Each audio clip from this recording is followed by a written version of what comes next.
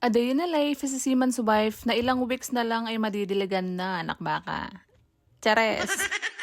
Ito pa nga yung mga kaganapan ko nung linggo mga mare at ngayon ko nga lang ito ma-upload dahil hindi ko siya agad na-edit anak syota. Dahil day off ko naman dyan mga mare, maaga nga akong naligo, nag-apply ng sunscreen, tapos ito, Diyos ko, tinitigyawat na yung mare nyo sa sobrang stress sa pagkamis sa asawa niya anak syota. Sawang-sawa na rago ako maging strong independent woman mga mare, paano ba naman kasi sabay-sabay yung mga ginagawa ko sa bahay, tapos ito sabay pa ngang nasira yung motor namin. Bigla na nga lang siyang ayaw mag-start mga mare, tapos meron siyang tumutulong gas sa ilalim, kaya naman nag-worry ako. Kahit 4 na kanto yung layo, mga mare. Tinulak ko talaga yung motor namin, anak syota. Peka ligo ko pa mo, mga mare. Peka bango ko. Tapos peka sunscreen ko. Magtutulak lang pala ako ng motor, anak baka.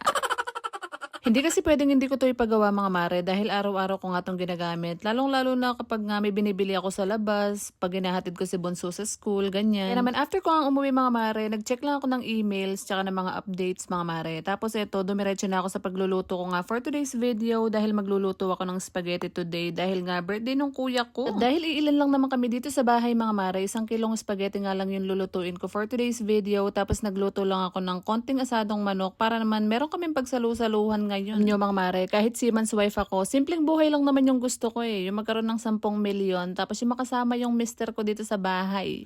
Chares! Minsan nga naiisip ko ano kaya yung plano sa amin ni Lord dahil 15 years na kaming LDR ng asawa ko mga mare. At ngayon, Diyos ko, hanggang ngayon LDR pa rin kami na gustong gusto ko na talaga siyang makasama. Pero anong magagawa? Baka gutumin kami dito. Sobrang hirap pa mo mabuhay dito sa Pilipinas mga mare, lalong lalo na kung wala kang trabaho. Ay nuko, yung minimum wage dito, mamagkano lang. Hindi magkakasya talaga yung budget natin kung ganun lang yung sasahurin mo. Kaya naman pinagpipray ko, lalong lalo na sa mga katulad ko rin na seaman's wife na sana sumakses tayo para naman hindi na kailangan umalis ng mga asawa natin dahil sobrang nakakalungkot talaga. Kita niyo naman yung sitwasyon ko mga mare. Alam niyo na talaga yung nangyayari sa buhay ko. Kahit seaman's wife ako, nagtatrabaho ako, ay nuko. Lahat talaga ng gawain sa bahay, ako talaga yung sumasalo. Sinishare ko nga to sa inyo mga mare para malaman din ng iba kung ano talaga yung nangyayari sa isang seaman's wife at kung ano talaga yung mga lifestyle namin. Ganun. Marami pa akong ikukwento sa inyo sa mga susunod nating mini vlog mga mare. Kaya naman, don't forget to like, share, and follow. Salamat sa panonood!